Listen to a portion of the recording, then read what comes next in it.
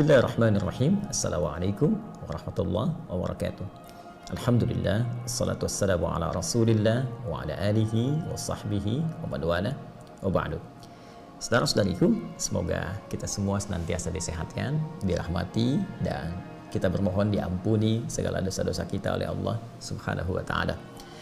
Terkhusus hari ini, alhamdulillah telah sampai di hari Ahad, hari kelima di bulan Dzulhijjah tahun 1441 Hijrah, dan mohon izin untuk senantiasa mengingatkan, tidak bosan dengan segala kerendahan hati, agar kita senantiasa mengevaluasi seluruh aktivitas kita. Semoga seluruhnya bisa bernilai amal soleh di hadapan Allah Subhanahu wa ta'ala, dan tentunya kita berharap seluruh amal soleh itu naik status menjadi amalan yang dicintai oleh Allah Subhanahu wa ta'ala. Karena itu tidak bosan untuk kita mencoba mengevaluasi amalan-amalan kita, ya, untuk kita lihat dan mencoba untuk kita sempurnakan dari hari ke hari sehingga menjadi lebih baik dari segi kuantitas dan kualitasnya. Teman-teman, terkait perjumpaan kita masih di 10 hari pertama bulan Dzulhijjah untuk berdiskusi terkait persoalan-persoalan ataupun amal-amal yang mungkin kita bisa maksimalkan di hari-hari mulia ini, mengacu pada pertanyaan teman-teman dan solusi yang disampaikan oleh para ulama kita yang tersambung pada petunjuk Rasulullah SAW. Mohon izin kita coba langsung lihat apa yang teman-teman sampaikan. Bismillah.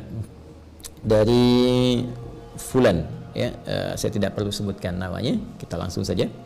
Assalamualaikum. Waalaikumsalam warahmatullahi wabarakatuh. Ustadz, izin bertanya, apakah hukum berkorban sedangkan orang tersebut belum diakikah ketika masa kecilnya? Mohon penjelasan. Makasih Ustadz.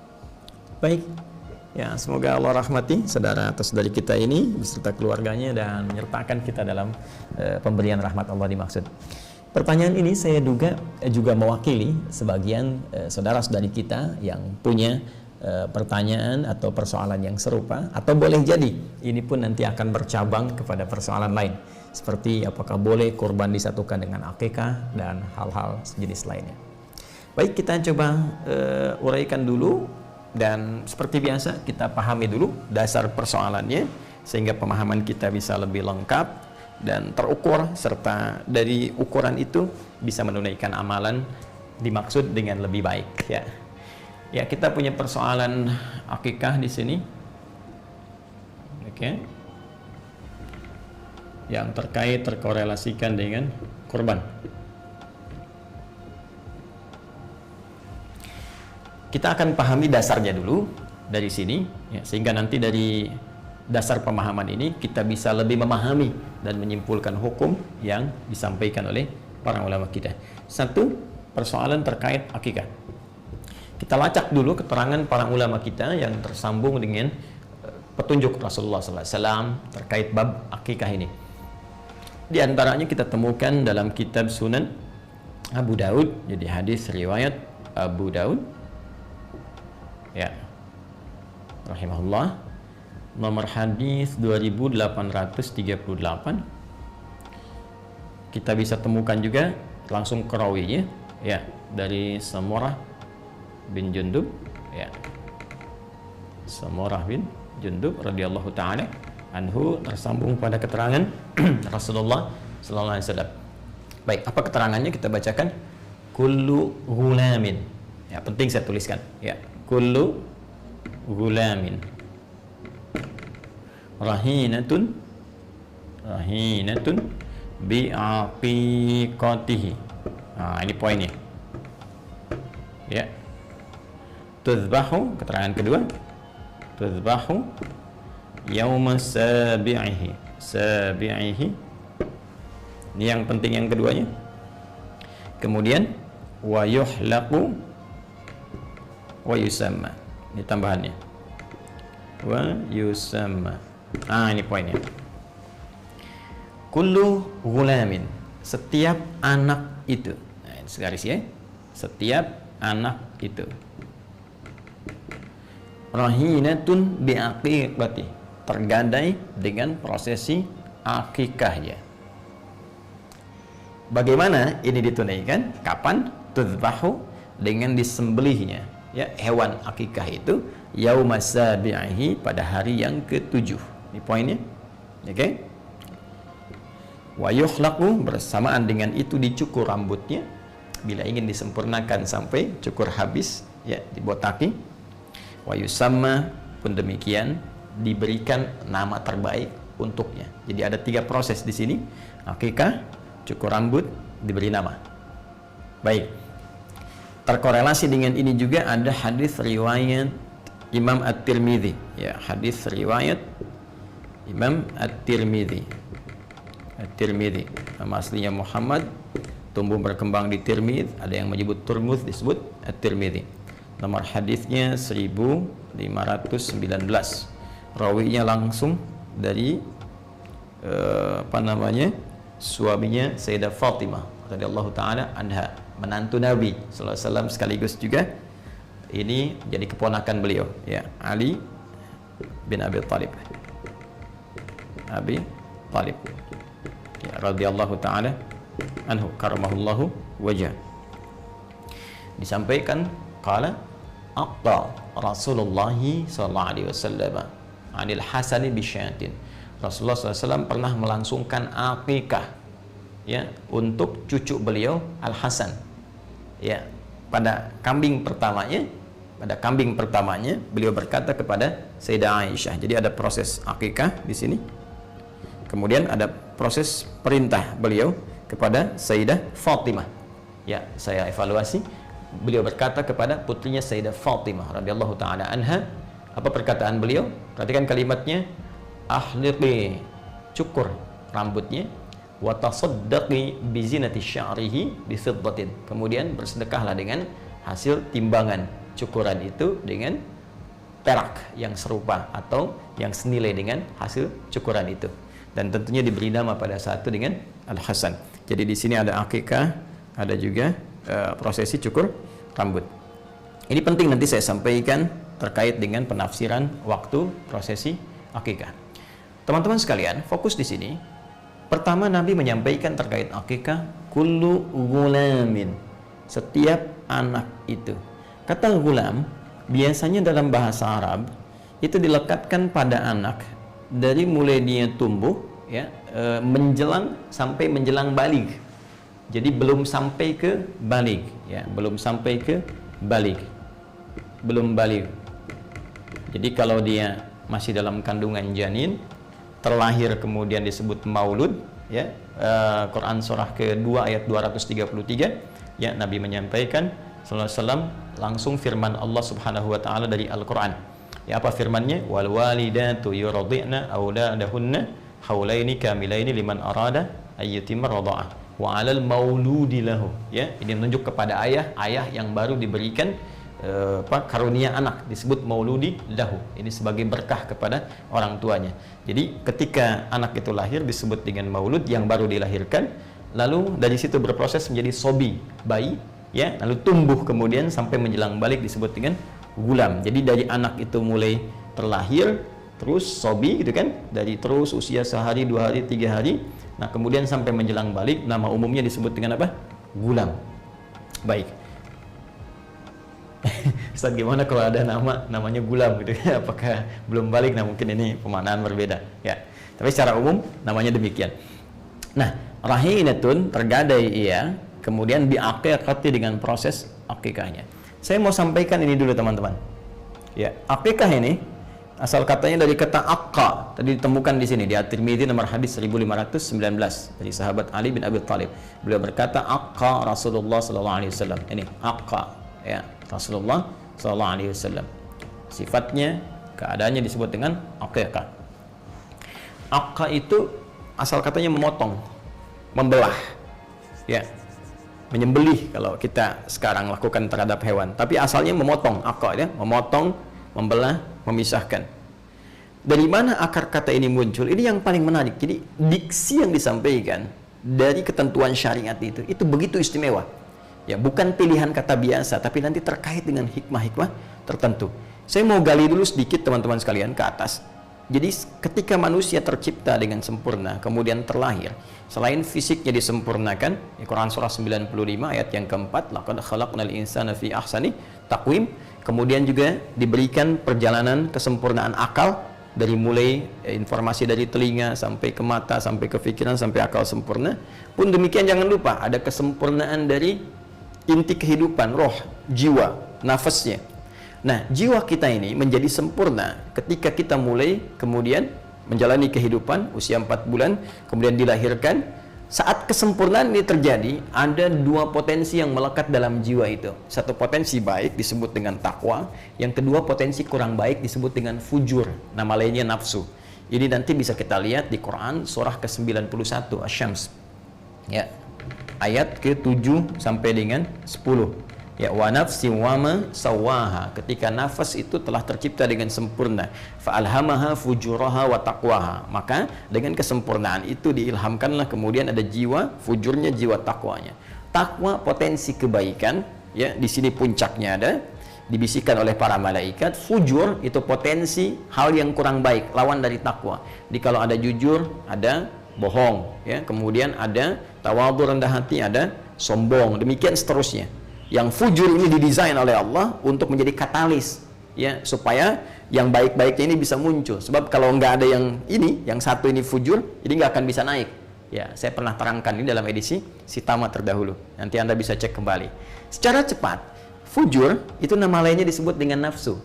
Ya, jadi kalau takwa tadi bawaan sifat malaikat, karena itu malaikat selalu baik, tak pernah salah. Quran surah 66 ayat ke-6. Tapi nafsu ini cenderung membawa kesalahan. Quran surah ke-12 ayat 53, ya, wa ma ubarri'u nafsi innan nafsa la'ammaratun bisu. Sedangkan nafsu itu sifat bawaan yang langsung dilekatkan pada hewan. Makanya kalau hewan berbuat banyak kesalahan dan tampil tanpa pertimbangan, ya, hewan senang tampil tanpa busana, hewan buang kotoran di mana-mana, ya, hewan melakukan hubungan gitu kan yang tanpa kontrol dan seterusnya. Karena memang sifat fitrah hewani itu tercipta dengan nafsunya.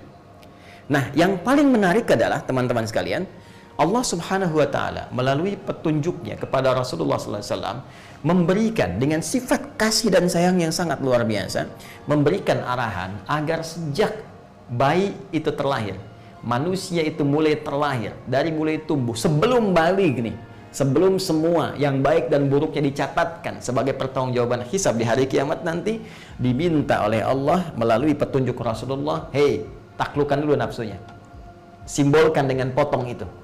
Ya, maka disimbolkanlah dengan ibadah yang diberi nama dengan aqiqah, dari kata aqqa tadi, memutus kecenderungan nafsu nanti untuk bisa tumbuh di masa baliknya dan bisa dikontrol saat dia tumbuh itu, dan diarahkan untuk memotivasi takwanya menjadi katalis supaya nilai kebaikannya yang muncul. Nah, disimbolkan ini lewat pemotongan hewan, karena nafsu tadi melekat pada fitrah hewani. Jelas ya? Bisa dipahami ya? Karena itu hewan kemudian dihadirkan, dipotong itu untuk simbolisasi sebagai ajaran syariat bahwa dengan itu diharapkan anak ini tumbuh menjadi pribadi yang bisa mengontrol nafsunya. Itu diantara hikmahnya. Ya, karena itu anak kalau dia tumbuh kemudian bersikap kurang baik kepada orang tuanya, ya kan interaksi pertama dengan orang tua kan di keluarga. Ketika ada anak yang tumbuh menjelang dia balik, bersikap kurang bagus pada orang tua, kata-kata yang kurang bagus, kata-kata kasar dan sebagainya, maka mohon izin, mohon maaf, itu dalam bahasa akhlak disebut dengan uququl walidain. Uquq, ya, uququl walidain. Seakar dengan kata ini dari akon juga, uquq, sifat durhaka anak. Karena itu diharapkan dengan akikah itu sifat ini akan dipotong dari sejak kecil. Kemudian nafsunya mulai bisa dikontrol sehingga tumbuhlah dia kemudian menjadi pribadi yang baik di masa yang akan datang. Itu pun juga harus disertai dengan penyertaan lingkungan yang baik. Orang tua merawat dengan baik, lingkungan ditempatkan di tempat yang baik. Ini diantara hikmah Nabi ketika menyebut kata maulud lagi tadi. Kullu mauludin yuladu alal fitrah, ya, fa abawahu yahwidanihi aw yunassiranihi aw yumajjisanihi. Kullu mauludin, setiap yang terlahir, dari lahir sudah ada fitrahnya. Ya, cuma nanti pengaruh lingkungan yang membuat dia berubah, bahkan mungkin boleh jadi dia menjauh dari Allah Subhanahu wa taala. Ya. Fokus baik-baik teman-teman, jadi paham ya? Ini. Nah, proses ini dilangsungkan kapan? Dilangsungkan ini batas awalnya, tuzbahu yauma sabi'ihi. Disembelih akikah ini untuk menjadi simbolisasi dalam syariat tentang pemotongan potensi nafsu. Batas awalnya hari ke-7. Ya. Ada yang mengartikan harus hari ke-7 gitu kan, hari ke-7 di akikah, kalau nggak hari ke-7 udah lewat misalnya kan. Saya menghargai pendapat dimaksud, tapi barangkali saya lebih cenderung kepada pendapat dari ulama lain, khususnya juga yang menerangkan riwayat-riwayat ini. Siapa yang menerangkan riwayat ini diantaranya? Al-Imam At-Tirmidzi. Ya, beliau memberikan keterangan bahwa jika tak memungkinkan di hari ke-7, ini bisa hari ke-14, ya, kelipatannya. Bisa, jika tak memungkinkan, bisa hari ke-21 misalnya. Jadi bisa hari ke-7, hari ke-14, hari ke-21. Bahkan tadi ada yang memperluas pemaknaan ini kembali ke batas akhir, ke sini, gulam. Jadi batas awalnya hari ke-7 supaya ada kelapangan, ya, masa baru lahiran langsung dipotong misalnya kambing, kan juga boleh jadi bisa menyulitkan, ya, sedang fokus kepada perawatan anak belum bisa maksimal, maka batas awalnya hari ke-7, ya. Kemudian batas akhirnya kapan? Ini kalimat ini, kullu gulamin, sampai batas anak ini sebelum balik ini yang berakhir, ya. Jadi kalau sudah lewat gulam, ya sudah, bukan anak-anak lagi namanya, ya, sudah masuk kategori balik, ini balik, sudah masuk kategori dewasa, jadi remaja, jadi pemuda, dan seterusnya. Nah, jadi ini batas akhirnya di sini. Saya lebih cenderung ke sini. Ini batas awal, ini batas akhir. Ya. Nah, kalau kemudian sudah mencapai ke batas akhir ini, ya sudah. Ya, sudah tidak berlaku lagi kemudian hukum akikahnya. Ya, akikahnya itu ingat, hukumnya bukan wajib, ya. Akikah itu sunnah. Tapi ingat, jangan dipandang remeh, sunnah yang sangat ditekankan. Ya, kenapa ditekankan? Tadi karena ada hikmah penting yang terkait berkelindan di balik syariat ini. Jadi anak ini diharapkan tumbuh, ya. Kalau sudah tumbuh dewasa, maka ini sunnahnya ini walaupun sangat muakkad ditekankan tidak berlaku lagi. Walaupun boleh kemudian Anda ganti ini ke depan misalnya dengan sedekah. Boleh dengan diniatkan ini, misalnya saya pengen sedekah, saya laki-laki, waktu kecil belum sempat ibu saya mengakikah, ya, atau ayah saya setelah dewasa ingin sedekah dengan senilai akikah ini, senilai 2 kambing, boleh, sah dilakukan, ya. Tapi yang penting itu esensinya. Jadi akikah itu diniatkan salah satunya dengan harapan anak tumbuh jadi baik dan disertai dengan pengawasan orang tua dan menempatkan pada lingkungan yang terbaik. Jadi kalau ada anak di akikah, terus orang tuanya tidak mengikuti, ya, turunan dari akikah ini, ya memang di akikah kambingnya bagus-bagus, cuma ya dibawanya ke tempat-tempat yang kurang bagus. Ya, anak baru tumbuh dibawa ke diskotik misalnya, anak tumbuh dibawa ke tempat-tempat maksiat yang nggak akan nyampe kepribadian baik ini. Ya, hikmahnya itu. Tapi kalau Anda pun orang tua belum sempat saya akikah, tapi berharap berikhtiar, nggak ada juga. Tapi orang tuanya merawat dalam keadaan yang baik, mengajarkan Quran dan sebagainya. Sehingga ketika anak ini tumbuh dewasa, muncul kesadaran-kesadaran terbaik. Bahkan dia melihat lagi keadaan sewaktu kecilnya. Nah, ketika melihat itulah kemudian ada tumbuh nilai-nilai kebaikan, dia boleh bersedekah. Tadi seperti yang saya sampaikan. Jadi hikmahnya ke sini teman-teman sekalian. Ini berpahala. Ya, tapi kalau lewat masanya, kemudian tentunya tidak ada lagi kesunahan yang ditekankan akikah, tapi boleh kemudian Anda niatkan untuk misalnya bersedekah dengan senilai ini. Persis seperti begini, tahajud itu kan sunnah muakkadah. Tahajud malam kan, sunnah muakkadah, bukan wajib ya, hukumnya, tapi sunnah, tapi sangat ditekankan karena ada banyak kemuliaan yang tidak didapatkan dalam sholat-sholat selain tahajud. Itu ada di Quran surah ke-17, ya, ayat 79 sampai dengan 81-nya. Wa minal laili fatahajjad bihi nafilatan lak. Di antara sebagian malam bangun tunaikan tahajud. Nafilah, ya, itu nafilah, penyerta, ya, tapi penting. Penyerta kepada yang pokok, yang wajib diikutkan, ya, sunnah hukumnya, nafilah jenisnya, tambahan. Nafilah itu tambahan, tambahan dari yang pokok, tapi penting sekali, saking pentingnya kalau bisa tunaikan. Ya, nanti kalau ada orang sudah terbiasa tahajud, tiba-tiba malamnya nggak sempat bangun gitu, ya, karena faktor tertentu, besoknya kemudian dia bangun. Ya, maka ada waktu-waktu yang kiranya sudah lewat dari tahajud, tapi besoknya masih ada, maka Nabi dalam satu riwayat dan disampaikan informasi dari para ulama, menyampaikan amalan-amalan yang kiranya bisa untuk menggantinya. Misal dengan apa? Menambah di sholat duhanya, ya, ditambahkan jumlah bilangan rakaatnya. Ya, kalau tidak pun lewat dari bilangan duha itu sampai ke zuhur, kan sudah lewat dari waktu duhanya, ya. Karena dari itu dia mungkin bisa ganti dengan perbanyak sedekah, banyak baca Quran, walaupun tentunya amalan ini tidak disamakan dengan tahajud, tapi niat itu yang diukur oleh Allah Subhanahu wa taala dan kesungguhannya untuk bisa menunaikan amalan-amalan dengan baik. Dan bahagianya kita, amalan itu ditimbang, dinilai oleh Allah berdasarkan niat dan kesungguhan. Innamal a'malu bin niat. Kemudian tentang kesungguhan di Quran surah ketiga ayat 142. Ya am hasibtum an tadkhulul jannata walamma ya'lamillahu alladhina jahadu minkum wa ya'lamas sabirin. Untuk bisa bekal ke surga itu Allah akan melihat kesungguhan kita dalam menunaikan amalan-amalan. Nah, ini poinnya ya. Jadi dari sini bisa terjawab, kalau sudah dewasa maka tadi ya tidak harus Anda berpikir untuk akikah lagi, tapi Anda boleh kemudian memikirkan, merencanakan, berikhtiar untuk sedekah ya. Nah, seperti ini jelas. Dan sedekah yang paling bagus ya diantaranya waktu-waktu seperti ini bisa memperbanyak infak, atau Anda alihkan kepada kurban tadi ya, kurban teman-teman sekalian. Ini poinnya ya. Sudah. Kalau tadi mau spesifik, niatkan sedekah saja. Dan sedekah untuk dulu akikah saya yang belum sempat terlaksanakan. Ya, kemudian Anda pilihan terbaik sekarang ya sudah, saya mau sendiri saja kemudian untuk menunaikan ibadah kurbannya. Nah, sekarang muncul pertanyaan kedua, Ustadz, bisa nggak saya satukan kurbannya dengan akikah? Ini. Baik dalam kasusnya serupa di sini, misal lahiran anak pas menjelang Dzulhijjah, ya kan?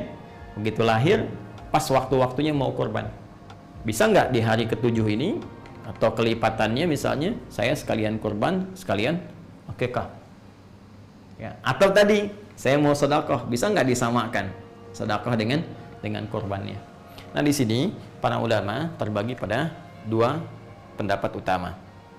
Yang pertama, teman-teman sekalian, ada di kitab musannafnya Ibnu Abi Syaibah ya, musannaf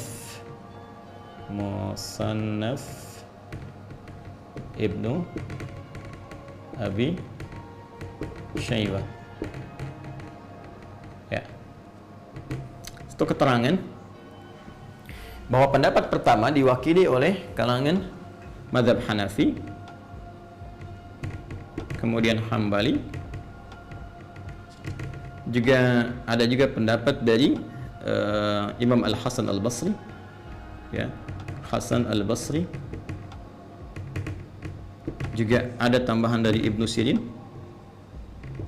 ya, yang cenderung pada pendapat bolehnya menyatukan dua ibadah ini ya dengan satu pelaksanaan ya. Secara inti boleh kurban misalnya ya, sekaligus dalam kurban itu disatukan dengan niat akikah ya. Misalnya kalau untuk perempuan lahir terus pas bersamaan dengan Dzulhijjah, dia pengen kurban, sekaligus dengan kurban itu disatukan untuk niat akikahnya. Nah, ini menurut pendapat yang pertama, ini boleh, silahkan saja, sah saja untuk dilakukan. Jadi silahkan Anda berkurban kemudian niatkan sekalian untuk akikah. Atau dalam konteks yang sedekah ini boleh, silahkan berkurban, niatkan sekalian untuk konteks sedekah ya, dengan berharap akikah yang kemarin-kemarin juga Allah berkenan menerima ibadah terbaiknya. Ini pendapat yang pertama. Ini saya sertakan juga ulama-ulamanya kemudian ke atasnya di kitab yang bisa kita lacak. Kemudian yang kedua, teman-teman sekalian ya, ada juga pendapat dari kalangan ulama Malikiyah ya, yang disambungkan ke Imam Malik. Kemudian Syafi'iyah, di kalangan Syafi'iyah yang disambungkan kepada Imam Asy-Syafi'i. Ya, ini bisa dilacak di dalam kitab Fatawa Al-Fiqhiyah Kubra ya, Fatawa Al-Fiqhiyah Al-Kubra karangan Ibnu Hajar Al-Haytami.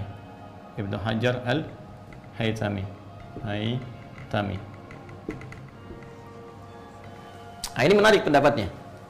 Ya, sebelum beliau mengurai boleh atau tidaknya, yang paling menarik beliau uraikan dulu esensi dari ibadah ini. Ya, perhatikan baik-baik. Teman-teman sekalian, akikah seperti kita ketahui itu ibadah yang ditunaikan untuk bisa dengan ibadah itu diharapkan menjadi pengarah kepada anak dengan izin Allah supaya tumbuh lebih baik di masa depan. Karena itu ibadah ini spesifik ditujukan kepada anak. Kalau dalam bahasa kitabnya fidaul walad, ya. Jadi penebus anak. Ini ibadah untuk anak sebelum dia dewasa. Sedangkan kurban, ini akikah. Kurban itu tidak spesifik ditujukan kepada anak, tapi lebih kepada jiwa, kepada diri. Fidaun nafsi, ya. Kurban, ya. Itu sifatnya ibadah yang ditujukan untuk mengarahkan jiwa, menata diri, ya, diri pada setiap diri.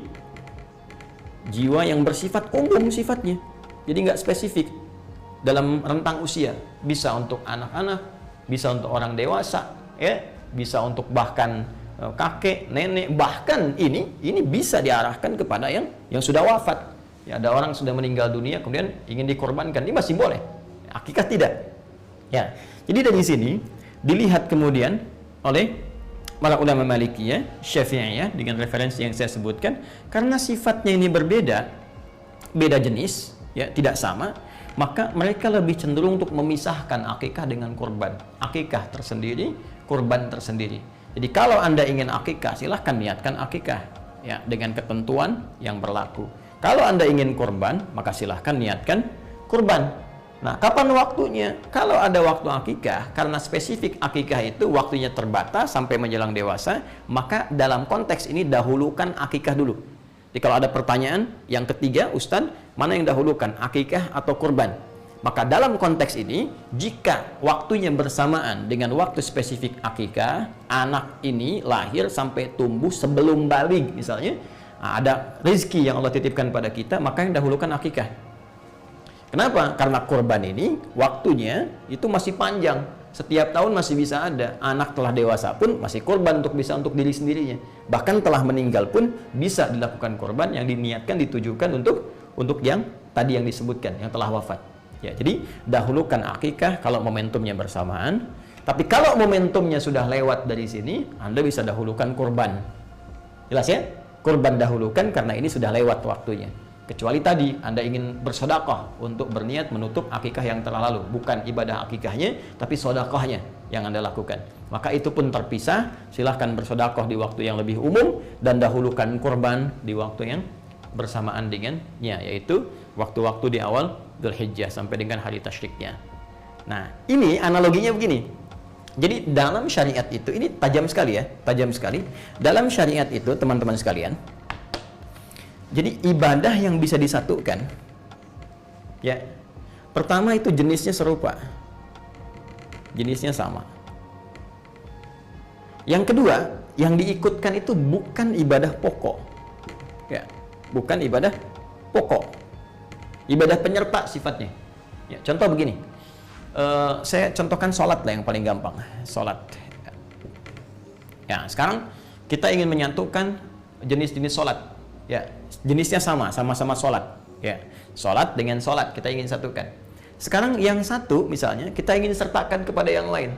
Maka yang boleh disatukan itu yang sifatnya bukan pokok. Ya, bukan ibadah khusus dengan nama tersendiri. Contoh, tahiyatul masjid. Ya, sholat tahiyatul masjid. Tahiyatul masjid itu bukan sholat yang berdiri sendiri, tapi lebih menunjuk pada keterangan Rasulullah setiap sholat 2 rakaat yang ditunaikan sebelum kita duduk di masjid.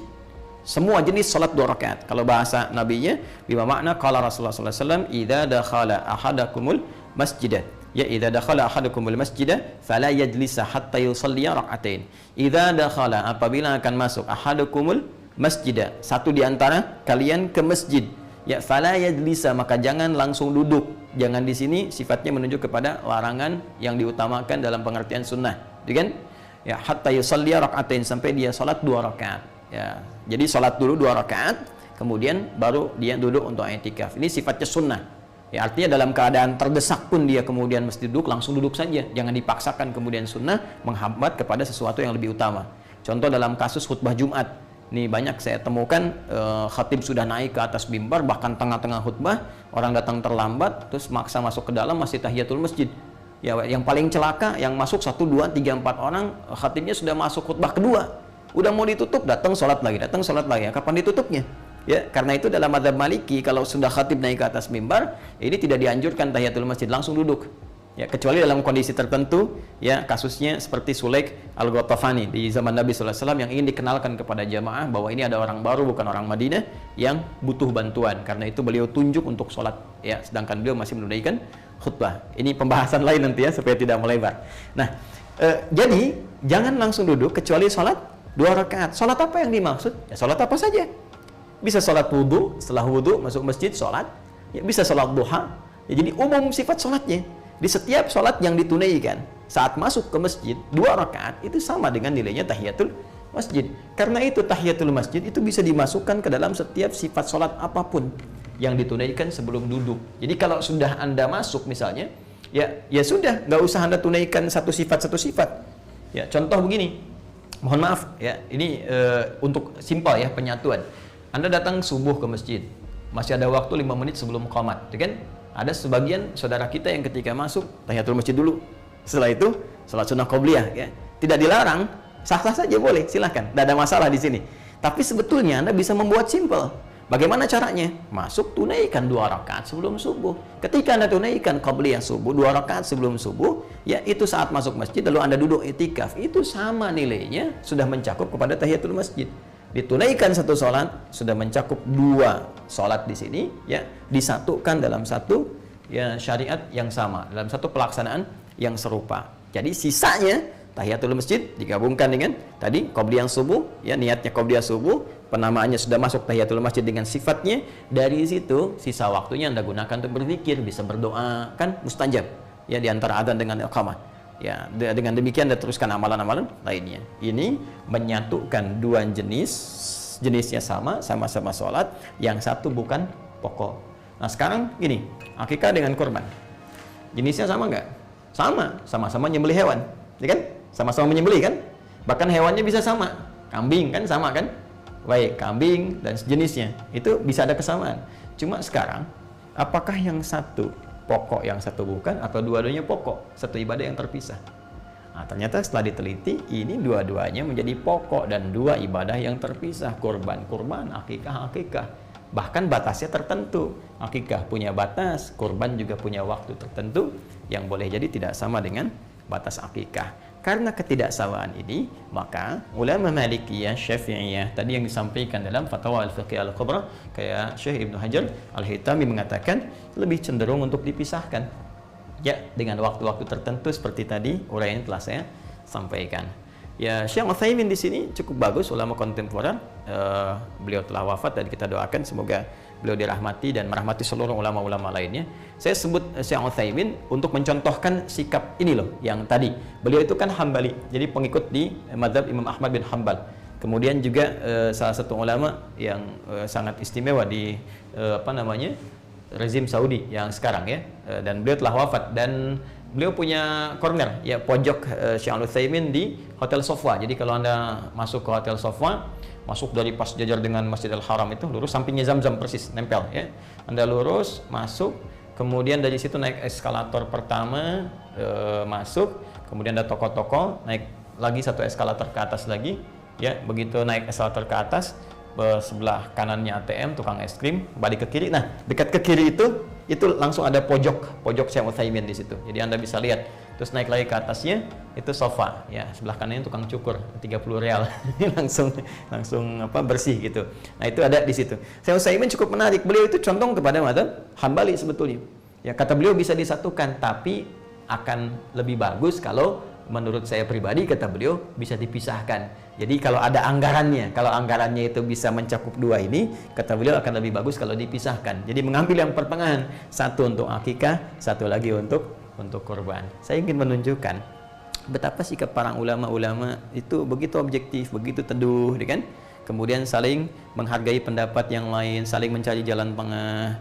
Terus tidak ada berniat untuk menjatuhkan, mencela, apalagi ingin menganggap yang lain mesti turun, yang ini mesti naik, tidak. Dan itu sebetulnya bagian dari karakteristik yang harus dimunculkan dan kita saling mendoakan.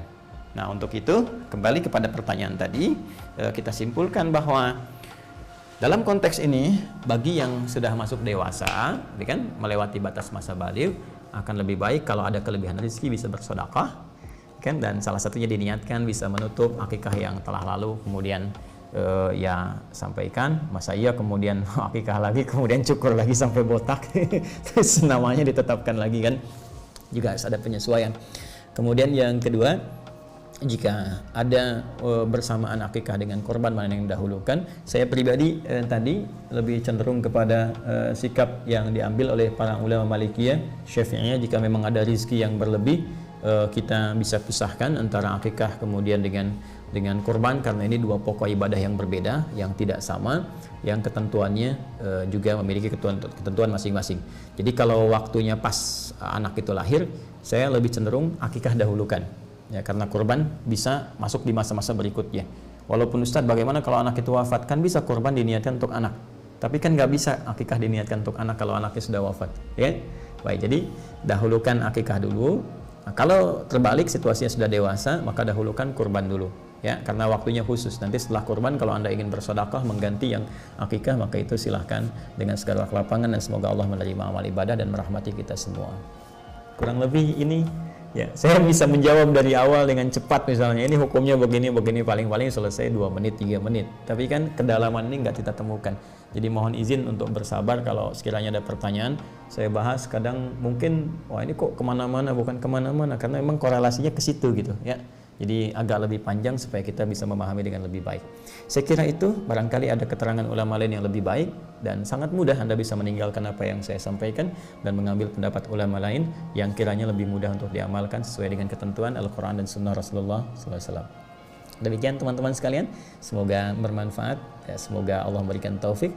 Subhanakallahumma bihamdika asyhadu an la ilaha illa anta astaghfiruka wa atubu ilaik, wa akhiru da'wana alhamdulillahirabbil alamin. Assalamualaikum warahmatullahi wabarakatuh.